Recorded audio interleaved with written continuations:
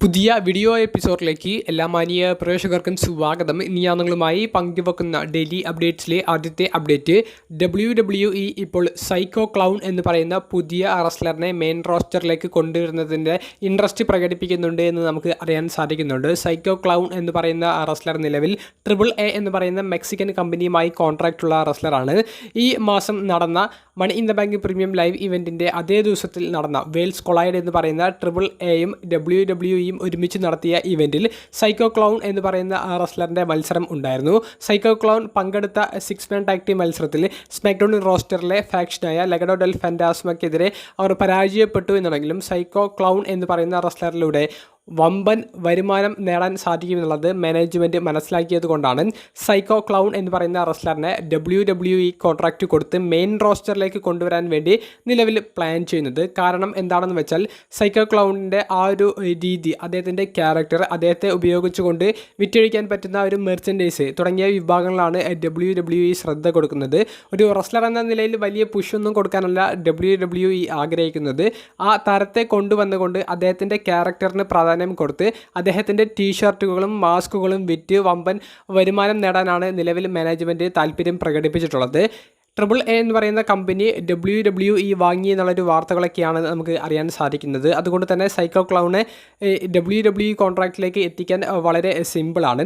Psycho clown എന്ന് പറയുന്ന താരം 2007 ശേഷം AAA എന്ന് പറയുന്ന കമ്പനിയുടെ ഭാഗമാണ്. മെക്സിക്കനിൽ വലിയ ഒരു ടോപ്പ് സ്റ്റാറാണ് സൈക്കോ ക്ലൗണ്.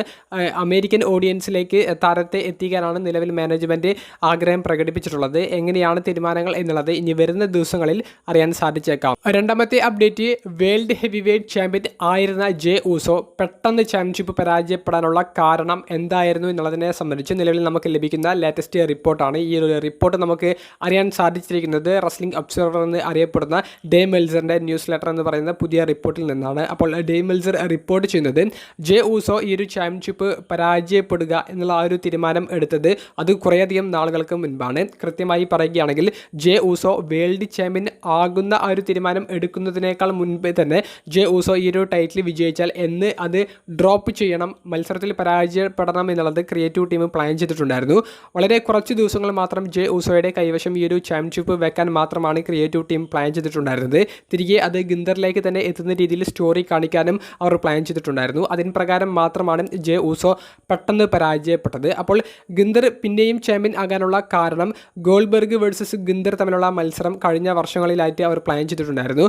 ഗോൾബെർഗ് ഗിന്ദറിനെ ചലഞ്ച് ചെയ്യുന്ന ഒരു സമയത്ത് Jinder world heavy weight champion ആകണമെന്നുള്ളത് ടോപ്പ് ലെവലിലുള്ള മാനേജ്മെൻറ്റിൻ്റെ ആവശ്യമായിരുന്നു. അതുകൊണ്ടാണ് തിരികെ ഗിന്ദറിലേക്ക് വേൾഡ് ടൈറ്റിൽ എത്തുന്നതും എത്തിയ ഉടനെ തന്നെ ഒരാഴ്ചക്കുള്ളിൽ ഗോൾബെർഗ് വന്ന് ചാമ്പ്യൻഷിപ്പിനെ ചലഞ്ച് ചെയ്തുകൊണ്ട് ഗിന്ദറിനെതിരെ മത്സരിക്കാൻ തയ്യാറാകുന്നതും. അപ്പോൾ ഇതെല്ലാം അവർ മാസങ്ങൾക്ക് മുൻപേ തയ്യാറാക്കി വെച്ച പദ്ധതിയായിരുന്നു, 1-2 ദിവസങ്ങൾ കൊണ്ട് എടുത്തതല്ല.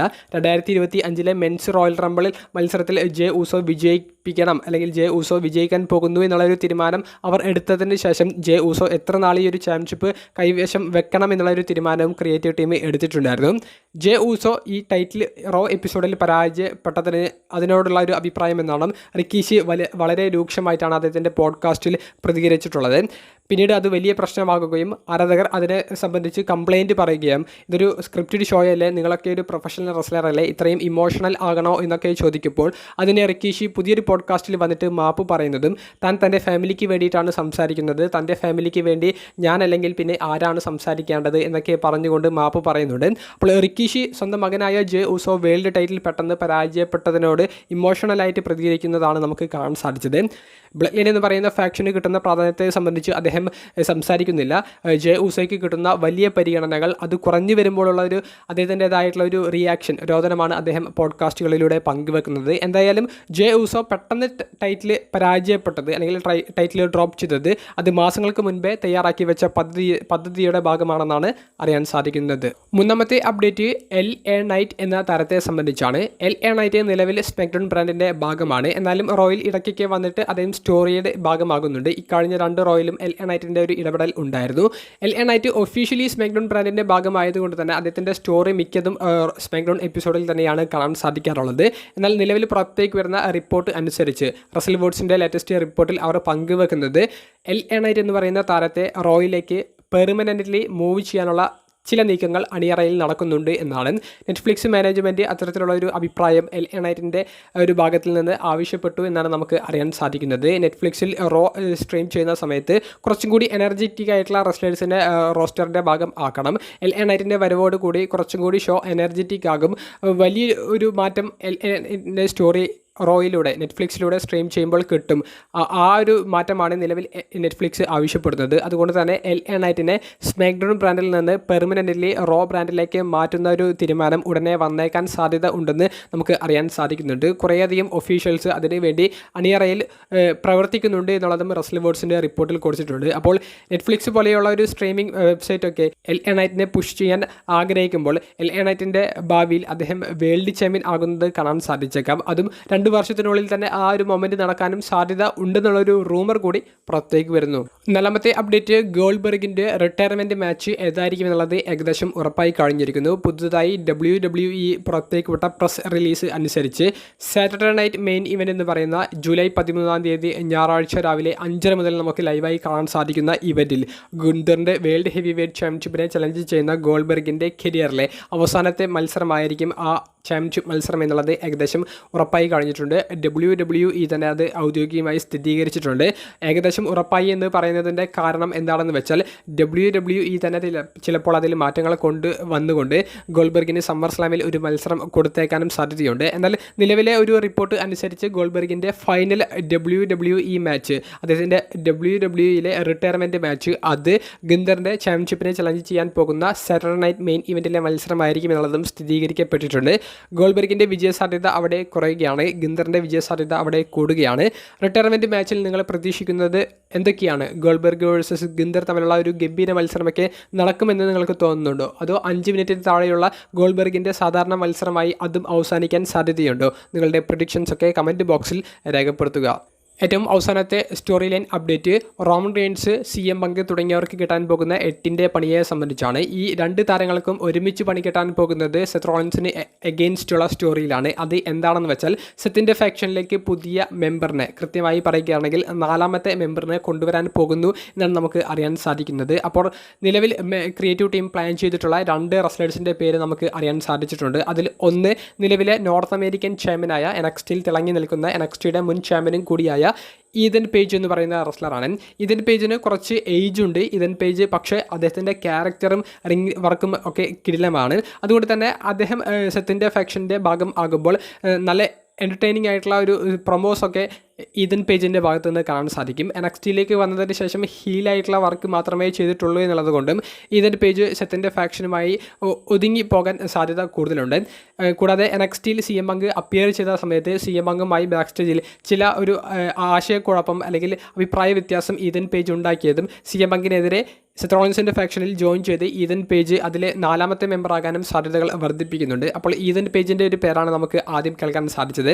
2ാമത്തെ പേര് മുൻ നോർത്ത് അമേരിക്കൻ ചാമ്പ്യനായ റിക്കി സൈൻഡ് എന്ന് പറയുന്ന റെസ്ലറാണ്. റിക്കി സ്റ്റാർക്സ് എന്ന് അറിയപ്പെട്ടിരുന്ന അദ്ദേഹം AEWയിൽ CM പങ്കുമായിട്ട് ഒരുമിച്ചിട്ടുള്ള സ്റ്റോറിയൊക്കെ ചെയ്തിട്ടുണ്ടായിരുന്നു. അപ്പോൾ റിക്കി സ്റ്റാർക്സിൻ്റെ AEWയിലെ CM പങ്കുമായിട്ടുള്ള ഒരു ഹിസ്റ്ററി, അത് CM പങ്കിനെതിരെയും റോമൻ റെയിൻസിനെതിരെയുമുള്ള സ്റ്റോറിയിൽ സെത്ത് യൂസ് ചെയ്യുകയും റിക്കി സൈൻഡിനെ ഒരു മെമ്പറായിട്ട് കൊണ്ടുവരികയും ചെയ്താൽ വളരെ കുറച്ച് പ്രായം മാത്രമേ ഉള്ളൂ, 30 വയസ്സിന് താഴെ മാത്രമേ റിക്കി സൈൻഡിന് പ്രായമുള്ളൂ. അപ്പോൾ ആ താരം എന്ന് പറയുന്നത് അദ്ദേഹം AEWയിൽ ഉണ്ടായിരുന്ന സമയത്ത് റോക്കിൻ്റെ പോലെയുള്ള ഒരു ക്യാരക്ടറാണ് റിക്കി സെയിൻറ്റ് അഥവാ റിക്കി സ്റ്റാർക്സിൻ്റെ എന്നൊക്കെ പറഞ്ഞുകൊണ്ട് ആരാധകർ വലിയ രീതിയിൽ പൊക്കി നിർത്തിയ താരമാണ്. അദ്ദേഹത്തിന് അതിനുള്ള ഒരു മൈക്ക് സ്കില്ലുണ്ട്, കെറിസ്മയുണ്ട്, അദ്ദേഹത്തിന് റിംഗ് വർക്കുണ്ട്, എല്ലാം ഉണ്ട്. അപ്പോൾ അതുകൊണ്ട് തന്നെ അദ്ദേഹം കാണികളുമായി പെട്ടെന്ന് കണക്ട് ചെയ്യപ്പെടും, അല്ലെങ്കിൽ ഇപ്പോൾ തന്നെ കണക്ട് ചെയ്യപ്പെട്ടിട്ടുണ്ട്. അപ്പോൾ ഇത്തരത്തിലുള്ള ഒരു പോയിന്റുകളുള്ള റെസ്ലേഴ്സൊക്കെ സെത്തിൻ്റെ ഫാക്ഷനിലേക്ക് വരുമ്പോൾ ഈ റെസ്ലേഴ്സിന് കൂടുതൽ പ്രാധാന്യം കിട്ടും. അപ്പോൾ CM പങ്ക് ആണെങ്കിൽ റിട്ടയർമെൻറ്റിനോട് അനുബന്ധിച്ച് ഇങ്ങനെ മൂവ് ചെയ്തുകൊണ്ടിരിക്കുകയാണ്. റോമൻ റെയിൻസ് ആണെങ്കിൽ അദ്ദേഹത്തിൻ്റെ റെസ്ലിംഗ് കരിയർ അവസാനിപ്പിച്ച് ഹോളിവുഡിലേക്ക് പോകാൻ തയ്യാറായിക്കൊണ്ടിരിക്കുകയാണ്. അപ്പോൾ ഇവർക്കെതിരെ ഈതൻ പേജ്, റിക്കി സ്റ്റെയിൻറ്റ് എന്ന് പറയുന്ന താരങ്ങളൊക്കെ സെത്തിൻ്റെ ഫാക്ഷനിലേക്ക് വരുമ്പോൾ പ്രാധാന്യം കൂടുതൽ കിട്ടാൻ പോകുന്നത് ഈ മെമ്പേഴ്സിനായിരിക്കും, സെത്തിൻ്റെ ഫാക്ഷനായിരിക്കും. അങ്ങനെയാണെങ്കിൽ റോമൻ റെയിൻസ്, CM പങ്ക് തുടങ്ങിയവർ ഉൾപ്പെടുന്ന മത്സരത്തിൽ സെത്തിൻ്റെ ഫാക്ഷൻ്റെ വിജയസാധ്യത കൂടും. കാരണം കമ്പനിയുടെ ഭാവി എന്ന് പറയുന്നത് ഈ പുതുമുഖ റെസ്ലേഴ്സാണ്, അല്ലെങ്കിൽ യുവ താരങ്ങളാണ്. അപ്പോൾ അവരെ പുഷ് ചെയ്യാൻ വേണ്ടിയിട്ട് റോമൻ്റെയും പങ്കിൻ്റെയും മത്സരത്തിൽ റോമൻ്റെയും പങ്കിൻ്റെയും തോൽവിയായിരിക്കും അവർ കാണിക്കാൻ പോകുന്നത്. അതിലൂടെ പുതിയ മെമ്പേഴ്സിന് പ്രാധാന്യം കൊടുക്കും, സെത്തിൻ്റെ ഫാക്ഷനും വലിയ പ്രാധാന്യം കിട്ടും. അപ്പോൾ അതുകൊണ്ടാണ് റോമൻ റെയിൻസിനും CM പങ്കിനും 8ൻ്റെ പണി എന്ന് ഞാൻ പറയാൻ കാരണം. ഈതൻ പേജോ അല്ലെങ്കിൽ റിക്കി സൈഡോ ഇവരിൽ ആര് വന്നാലും സെത്തിൻ്റെ ഫാക്ഷനിൽ വലിയൊരു മുതൽക്കൂട്ടാകും എന്നുള്ളതിൽ യാതൊരുവിധ സംശയവുമില്ല.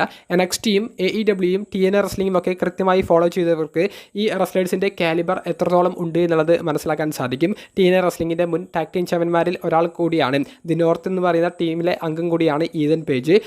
റിക്കി സ്റ്റാർക്സിനെ എല്ലാവർക്കും അറിയുന്നത് കൊണ്ട് തന്നെ അദ്ദേഹത്തിൻ്റെ ഒരു ബാക്ക്ഗ്രൗണ്ട് പറഞ്ഞു പോകേണ്ട ആവശ്യമില്ല. വീഡിയോ സംബന്ധിച്ചുള്ള നിങ്ങളുടെ പ്രതികരണം കമൻറ്റ് ബോക്സിൽ രേഖപ്പെടുത്തുക. അപ്പോൾ അടുത്തൊരു വീഡിയോയുമായി കാണുന്നതുവരെ ബൈ.